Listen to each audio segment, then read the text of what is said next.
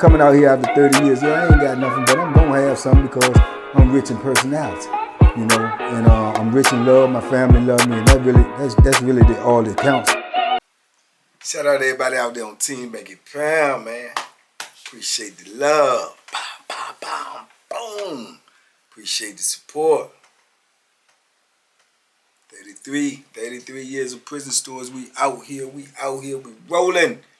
We rolling, man. Roll to 100K, man. We close, we inching closer every day. Shout out to everybody who been supporting me, man. Everybody who rock with the program, everybody who rock with the platform, everybody who support the movement, man, all over the world. Even the people from different countries, which is unbelievable in itself. Shout out to y'all. Salute for tapping into the positive energy, man. I appreciate everybody who been tapping into in the morning mud over on IG. Come on over there on IG. It's not no big transition. It don't cost you nothing. It's freebie Luther Johnson. You understand me? Best price in the world. So come on over there and get that positive energy early in the morning, man. Get your day started, man. We be having a good old time up there early in the morning, you know, chopping it up, you know, laughing and joking and, you know, getting the day off on a positive note. So shout out to everybody who be over there as well. Big love to everybody who supported the Kirk Bone interview. You know, shout out to Kirk Bone.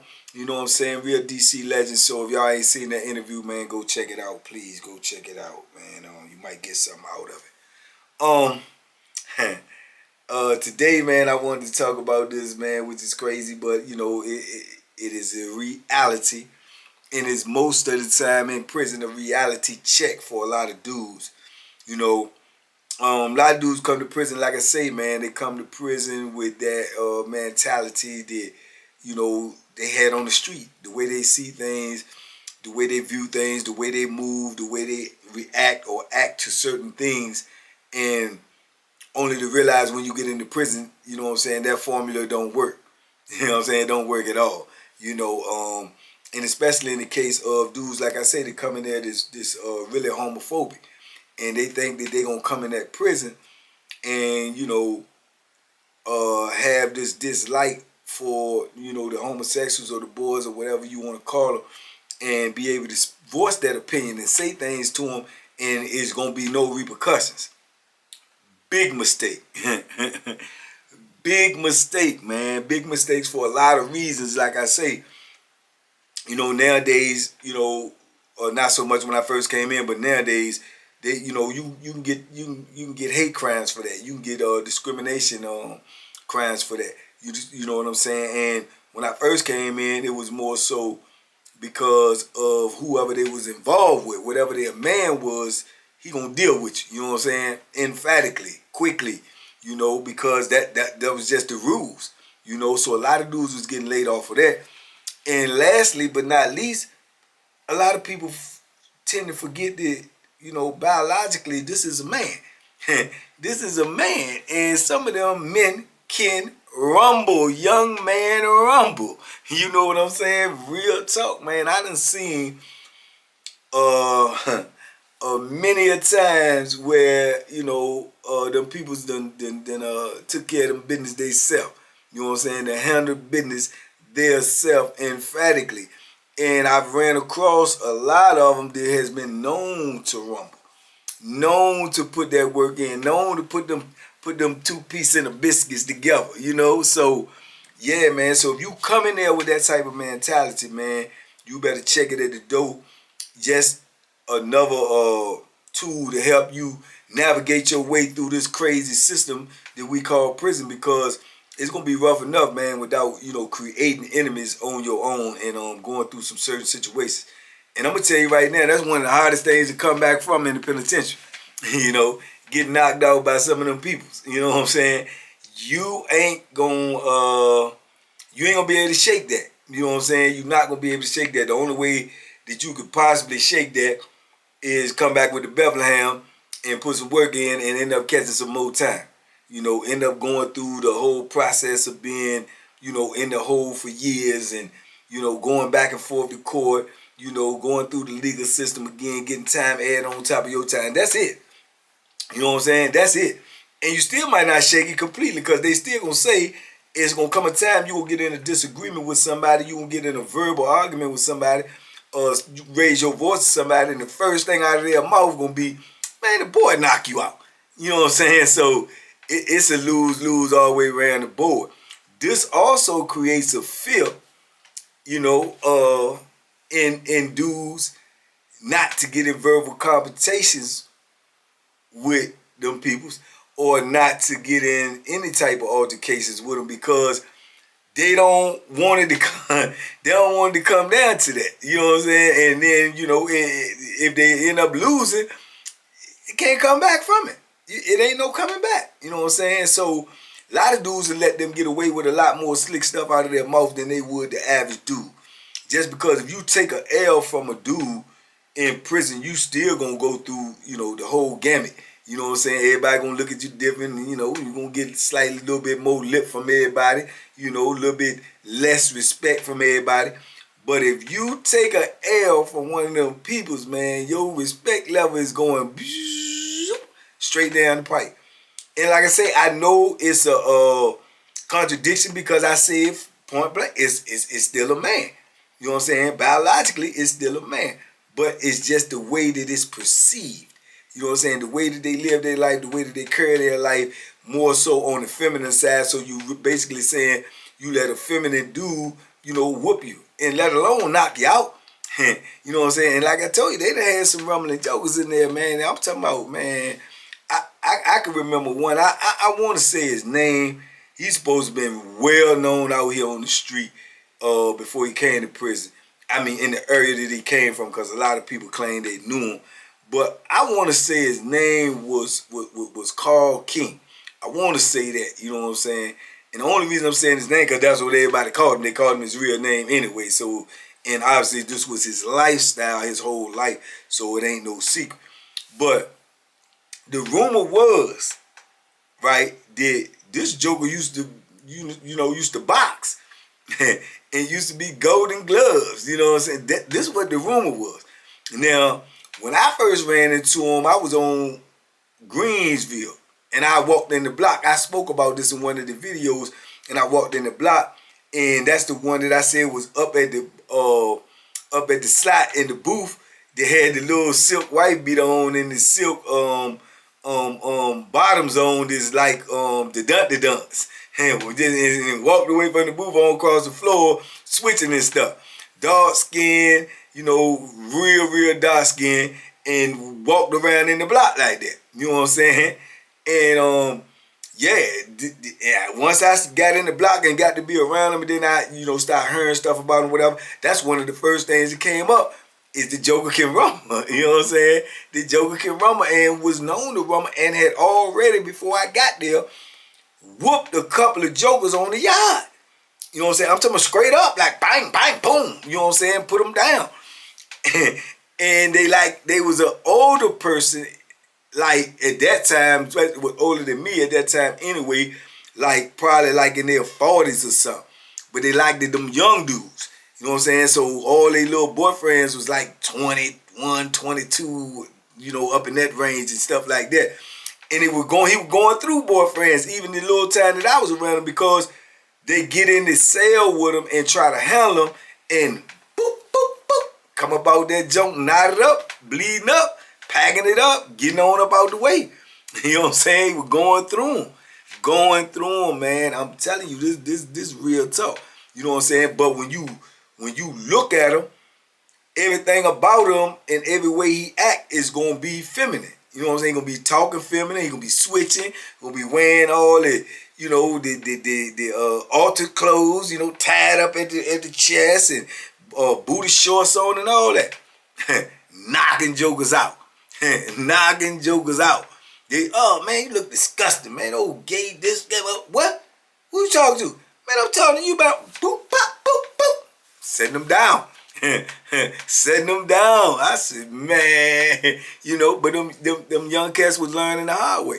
You know what I'm saying? And they more or less was getting them young dudes in the cell with them as boyfriend, because like I said, they kept going through them because they were like, like a sugar mama. They had money. You know what I'm saying? Said that they was hustling on the street, like was getting it. You know what I'm saying? And used to get them, that's how they used to bait them little young boys in. Buy them whatever they want. They like to get high, get them this, get them that, do all of that. And next thing you know, they in the cell with them. You know what I'm saying? And they in they, you know, they relationship. Until he get out of line and think he can whoop them up in that cell and find out, big mistake. Big mistake, man. You know, yeah. But over the years, man, like I said, I ran into a few of them, man. I ran into a few of them. I remember I spoke before too about Big Red, just a different Red from the Red we was talking about in the video. This Big Red, aka I think it was Sherry or something like that. And Red like 6'3", 6'4", man, about 240 solid, man. Walk on tiptoes. You know, gas all outdoors. Gangster. You know what I'm saying? Bang, bang, bang. Knocking cats out. Taking the package, want to get high, love to get high, but he just, you know, do his thing with white boys. You know what I'm saying? But I told you he like the little young white boys. These little young white boys got money, he the protection. But he freaking off with them. But he'll put hands on you and put the joint in you. You know what I'm saying? So you judging the book by its cover. In the penitentiary, that's not gonna behoove you to do that. You know what I'm saying? It's not gonna behoove you to do that. You know, then you got man, what his name was. I heard a lot about, you know what I'm saying, their reputation and thugging and putting work in more so than I seen, but the reputation was, you know, certified and backed up by people who've been there, seen that. Big Ferris. Ferris was a big one too. Big, you know, like 6'3", 6 something like that, 6'3", 6'4", 250. You know what I'm saying? Man, his rumors of, I can't confirm or deny, but his rumors that, you know, back in the day in the wall or either on Powhatan or something, Ferris supposed to have caught this man creeping around with another joker and punished him. You know what I'm saying? Brutalized him and stuffed him in the chase closet. You know what I'm saying? And that's where they found him at, unconscious. You know what I'm saying? It's rumors that first them put that Bethlehem and people, you know, that they was involved with, and they got out of line or did something wrong, and first ended up putting that Bethlehem in them, and I'm talking about brutally, you know, and you know, caught a whole lot of time for it. You know, at the time that I was around them on a couple of different institutions, they had already been locked up longer than me. And to the best of my knowledge, when I got out, they were still locked up. You know what I'm saying? So, you know, catching time for putting in work. But, you know, it gets all outdoors. You know what I'm saying? You know what I'm saying? Whatever image or whatever perception you had on the street of those type of people, man, it is not you know, indicative of what's going on in prison, man. You know what I'm saying? Because like I say, them people in there, they under the same pressure you under, they under the same dictatorship you under, and they got the same frustrations and irritations you got. And that's gonna be released somewhere, sometime on somebody. You know what I'm saying? No matter who you are. You know what I'm saying? Because like I say, that's just what prison is, man. You know, it's going to build up all of that stuff in you to it. It's going to come a point in time where you're going to have to release it. You know what I'm saying? You're going to have to release that anger. You're going to have to release that frustration, you know, because of your situation. So don't get it twisted and think that them people ain't about that work, man. You know, and then like I say, it's a rule anyway, man, that you don't underestimate nobody in prison. No matter what color they is, no matter what size they is, no matter what their sexual orientation is, the day you lay off is the day you probably get knocked off. You know what I'm saying? Because you sleep on somebody, that be the person that take you up out of here. You know, that be the person that take you straight up out of here. You know, and that's real. People can learn that the hard way, or they can take heed, man. And I know a lot of them that learned it the hard way, man. You know, I know a lot of them that learned it the hard way. I remember this dude too, man. I can't think his name. I can see his face. Man, I can see his face clear as day, man. And he was supposed to be a homeboy too. But he had been locked up a long time, and he just one of them dudes, man. You know the type, boy, I explain. It's like he always high. You look at him, he don't never not look like he high. He always high. That's his whole hustle every day, is to get something to get high, to be walking around high all day, no matter what it is. Pills, drugs, dope, coke, weed, whatever it is, he getting high. He getting high all day. That's how he do his bit. But he like them boys too, but he just be messing with them little white boys. And he get them little white boys and he'll be, man, he be having them in training, man. He be dictator to them like I don't know what. He be like a straight dictator. Tell them what to do, when to do, how to do, if to do. You know what I'm saying?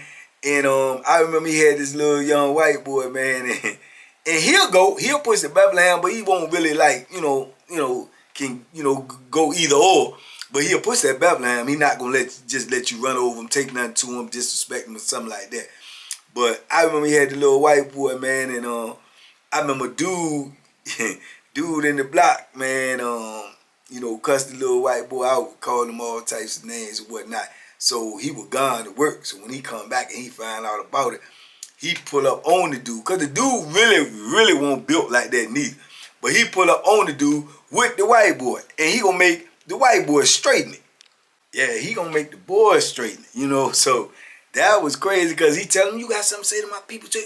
So the little white dude, he nervous person, but like I say, he under dictatorship. He gotta do what he being told to do. So he like, say something, tell him. And he was like, yeah, man, you're not going to be disrespecting me, man.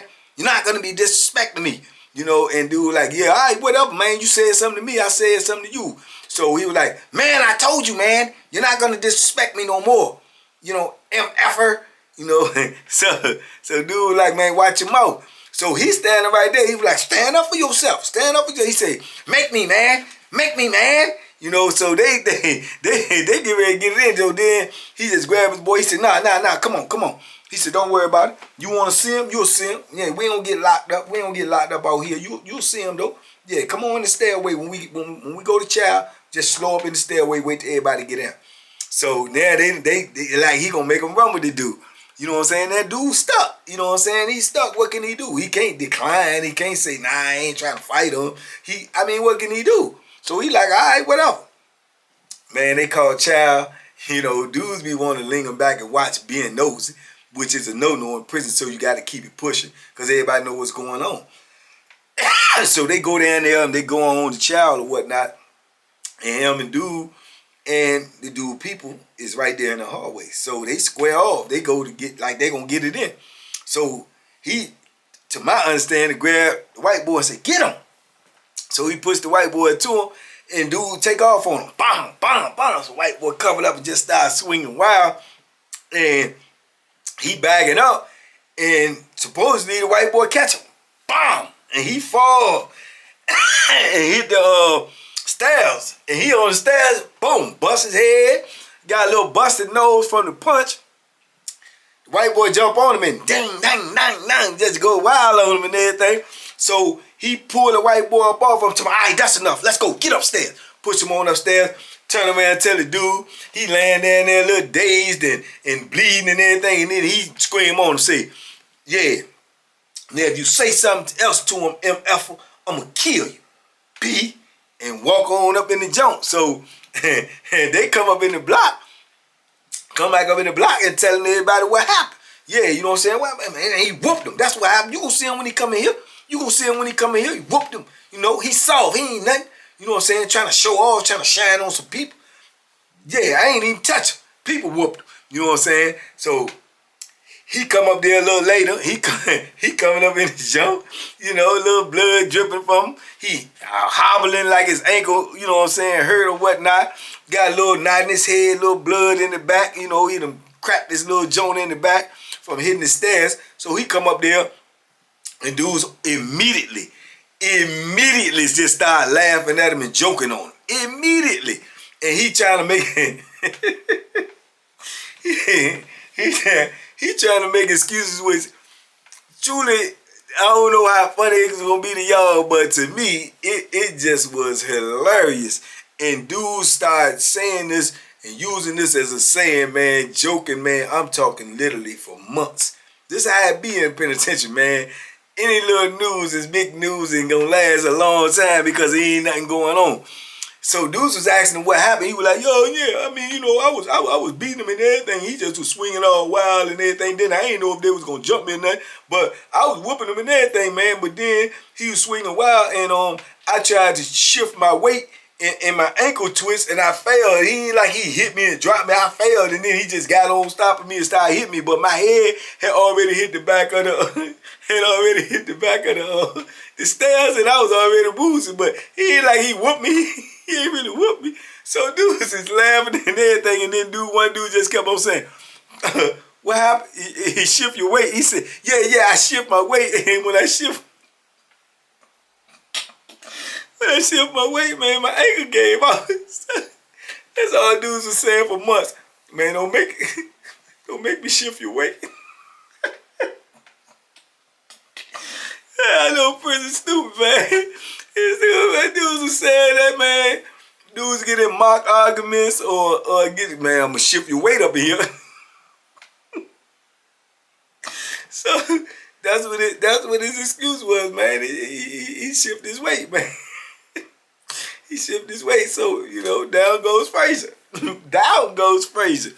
But you know, gave little white dude some points, man. But in actuality, I think in his mind he was more so worried about if he really did get out on the white boy. You know, ain't no question in my mind. The Joker, his man, he had that Bethlehem on him. You know what I'm saying? So, you know, it might have been the best way for him to get out to stay away for real. But it don't change the fact that he had to wear that whooping. He had to wear that reputation. You know what I'm saying? His weight got shifted. You did. And that's how it was for him. The rest of the time he was on that compound. You know, he was known as the dude to let the boy shift his weight. You know? So, you know, it happens. It happens, man. It goes down like that, man. But, you know, like I say, bottom line is, man, it's a man. You know what I'm saying? And he did what he was told to do, and he did it to you. And you got to wear it. You know what I'm saying? So his reputation, you know, needless to say, it was stained, you know, for the rest of the time, man. That's all he had to deal with, you know. But, you know, like I say, it be like that, man. And you man, who else I remember, man? Mecklenburg. Oh yeah, Mecklenburg. They had no whole lot of peoples like that on Mecklenburg for real, because like I told y'all at the time, Mecklenburg was the end all, the be all. That's where everybody had this putting in some work. So they never really had too many, you know, peoples on there, because if they did, they was on there for putting in some work. You know what I'm saying? Or either on some PC stuff and came out of PC. You know what I'm saying? Protected custody. But I remember they had this one there, old dark skinned, crazy looking Joker too, man. I think his name was Bojack. And man, Bojack took that Bethlehem. Bojack took that Bethlehem and been known to use that Bethlehem. And yeah, to my understanding, they had got there for you know, almost getting a homicide on another institution. You know, chopped dude up like multiple times. You know what I'm saying? So Bojack used to gamble and stuff a lot too, and didn't have a lot of money. So, you know, like I told y'all, when y'all in that gambling scene in penitentiary, man, you in there with the sharks. You know what I'm saying? You are literally in the water with the sharks, because anything can happen at any time where it's gonna be some violence gonna break out over this gambling. And Bojack used to gamble, but it was already understood. He got that Bethlehem on, and he gonna use it. You know what I'm saying? And he gonna use it. You know what I'm saying? And I just seen him get in a few verbal altercations where it looked like it was gonna really go somewhere, and he was definitely clutching like, all right, come on, put your hands on me. You know, like he got that thing. You know what I'm saying? And it didn't never go nowhere, but you know what I'm saying, the reputation that he had already had was earned. That, you know what I'm saying, he would use that Bethlehem. So, you know, like I say, it's probably multiple more people that I can think of in my mind, you know, that fit this description, man. But I'm just telling y'all the ones off the top of my head, because this was on my, you know what I'm saying, on my brain. But yeah, but you can't go to penitentiary and try to classify everybody as whatever. You know what I'm saying? It's just like you can't classify all the COs as being this way. You can't classify all dudes that do this that way, all dudes that get high this way. You can't do it because there's always going to be exceptions to the rules, man. You know what I'm saying? Because in penitentiary, the rules are there are no rules. You see what I'm saying? The rules in the penitentiary are there are no rules. You know what I'm saying? The only thing you got to do is stay alive, man. You know what I'm saying? And stay alive by any means necessary. So, a lot of dudes coming into prison, man, they get that message twisted, man. That should be the message that they have when they know that they get ready to go do some time, man. To mind your business and let other people mind theirs.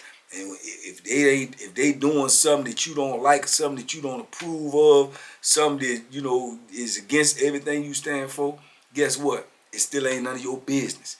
It ain't affecting you directly. It is none of your business, man. Because that stuff in the penitentiary get you killed, man. Underestimation will get you under the dirt. Under the dirt, man. Real talk. And they got some jokers in there that'll give it to you. And then, like I told you, a lot of them people been locked up, man. They been locked up because, they done put that work in on the street. And usually with a Bethlehem. Their ex-lover or something is usually with a Bethlehem. All the ones that I heard, or the majority of the ones that I heard, if them people weren't locked up for some type of domestic joint, it was like some fraud or theft or something like that. You know what I'm saying? But or other than that, I knew a few bank robbers. And excuse me, and even like I say, Carl King, I think, like I say, they say he was drug dealer. You know what I'm saying? But other than that, man, they done had some type of domestic dispute and then put that, you know what I'm saying? So what would make somebody think they get in there and won't use it? Because that's the weapon of choice in there. So it's a no-brainer, man. You just gotta think it out, man. You know what I'm saying? Before you get tricked up, man. But like I say, don't judge a book by its cover, man. Do not do it, man, and you better not do it in the penitentiary, or you will get late. But anyway, I just wanted to share that with y'all, man. Let me know what y'all think in the comments. You have to talk to me in the comments. Even though y'all don't see me in the premiere, I am watching. And even though y'all say something in the premiere when y'all talking to me or talking to each other, they do not. They do not, I repeat, they do not go down in the comment section.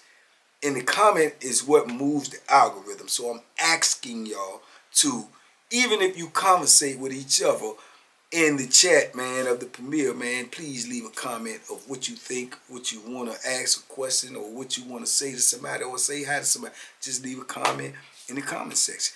And I'm probably going to be popping back in there, man, if I know y'all still going to be leaving comments. You know what I'm saying? Even talk to me. And even if I talk to you in the chat, man, still leave a comment. Talk to me. I talk back in the comments. So appreciate you all, man. Y'all be safe out there. Be smart, man. Make good decisions, man. TBP Nation, man. We out here. Salute, man. Blessing in every lesson, man. Blessing is we have knowledge. You know what I'm saying? Go by the knowledge. If the knowledge that you don't have, steal it. Steal it from somebody else. Learn how to take advice, man. When we know how to take advice, man, it may prevent us from being in a situation that we probably would have got in if we did not take that advice. So, the blessing is, man, we have knowledge, man, and we need to use it. You know what I'm saying? It really will save us, man. The more you know, the further you go, man. Y'all be safe out there. Be smart. Make good decisions, man. And duck them hooks, man. They out there. Bam, bam, bam, bam, boom. They out there.